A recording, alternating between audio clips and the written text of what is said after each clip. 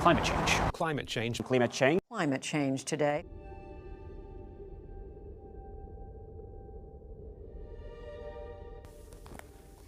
Intergovernmental Panel on Climate Change atau IPCC merupakan sebuah panel untuk mengkaji terkait perubahan iklim di dunia, menyatakan bahwa penyebab utama dari terjadinya climate change adalah global warming. Global warming merupakan keadaan meningkatnya suhu permukaan bumi yang disebabkan oleh meningkatnya konsentrasi gas rumah kaca atau GRK di atmosfer bumi. GRK dapat dihasilkan oleh banyak hal, di antaranya ialah penanganan sampah yang salah, deforestasi, dan pembakaran bahan bakar fosil. Climate change pada akhirnya berdampak terhadap bumi, sehingga menimbulkan banyaknya bencana alam yang mengancam keamanan lingkungan dan kehidupan di bumi, misalnya kekeringan, banjir, cairnya es di kutub, dan lainnya. Melihat besarnya dampak dari climate change tersebut, hal ini menimbulkan kecemasan untuk manusia akan bagaimana kondisi bumi di masa yang akan datang. Hal tersebut membuat negara-negara di dunia mulai memikirkan solusi bersama untuk dapat menangani permasalahan climate change tersebut. Sehingga dibentuklah Paris Agreement. Paris Agreement merupakan perjanjian di dalam United Nations Framework Convention on Climate Change atau yang disingkat dengan UNFCCC. UNFCCC berisikan aturan mengenai mitigasi gas rumah kaca, adaptasi, dan keuangan yang dinegosiasikan oleh 195 negara pada Konferensi Perubahan Iklim PBB ke-21 di Paris. Penandatanganannya dilakukan pada 22 April 2016 di New York, bertepatan dengan Hari Bumi.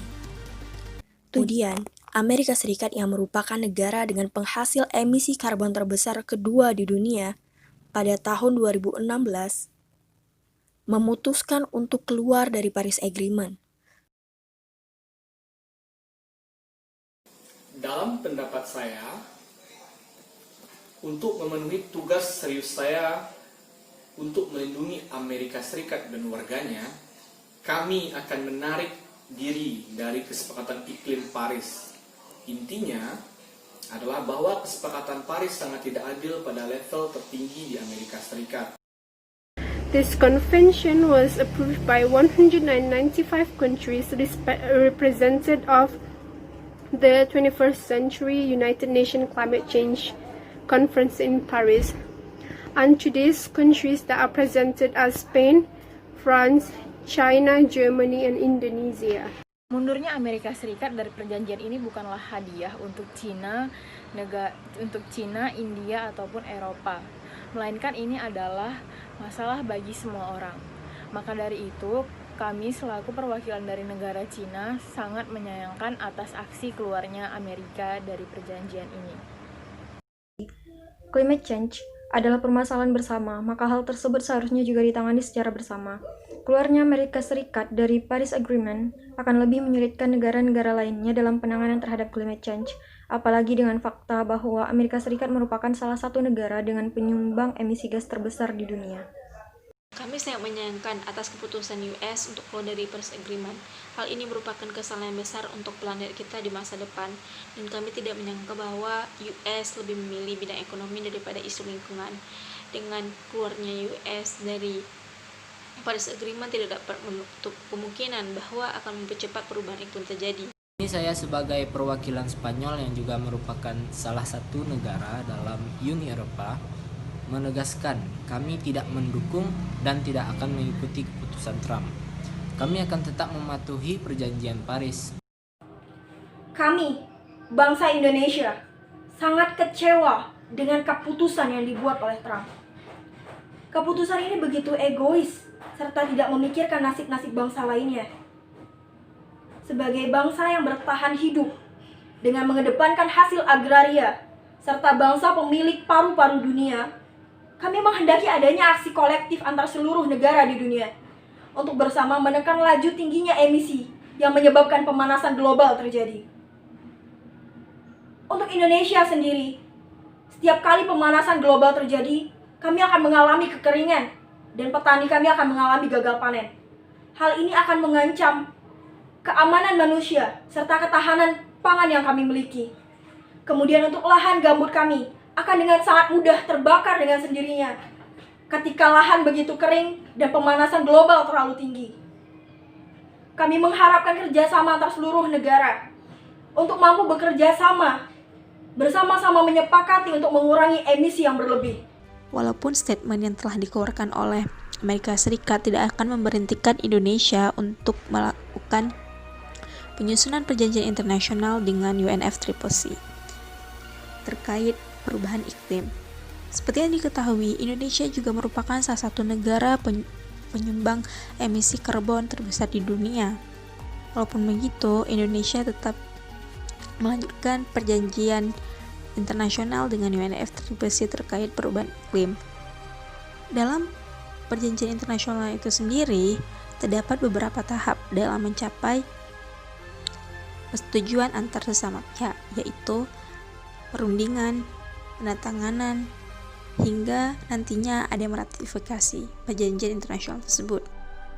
Dalam tahap perundingan, terdapat beberapa hal yang harus dibahas, yakni apa-apa saja yang terdapat dalam naskah perjanjian itu. Nah, hal ini dikaitkan dengan pertimbangan dari masing-masing pihak.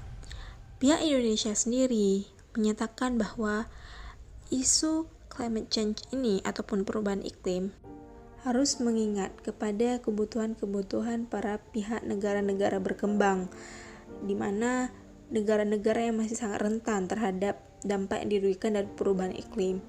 Nah, ini juga yang diatur dalam konvensi.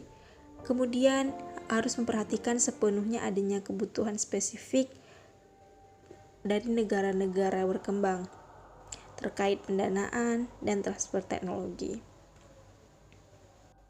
Selain itu, dengan perjanjian perubahan iklim ini, Indonesia mengungkapkan untuk menjamin integritas seluruh ekosistem termasuk lautan, perlindungan keanekaragaman hayati, dan ekosistem laut.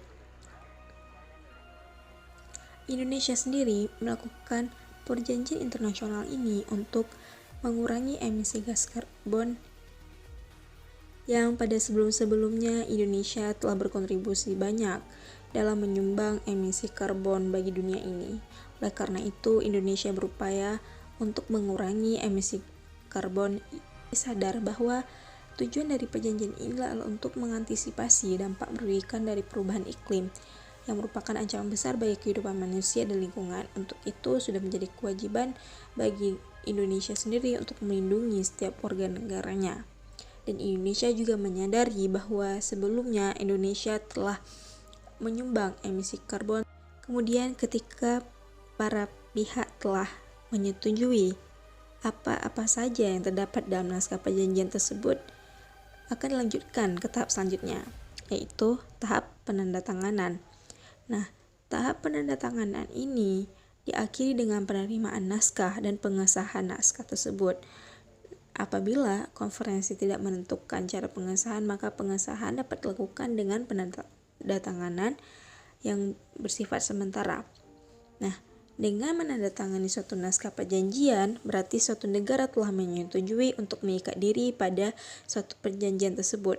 Maka dengan kata lain bahwa negara tersebut telah menyerahkan sedikit dari kedaulatan negaranya untuk perjanjian tersebut. Jika tahap penandatanganan tersebut telah dilakukan, maka terdapat tahap selanjutnya, yaitu ratifikasi. Nah, meskipun delegasi suatu negara telah mendatangi suatu perjanjian tersebut, tidak berarti bahwa negara tersebut secara otomatis terikat pada perjanjian itu.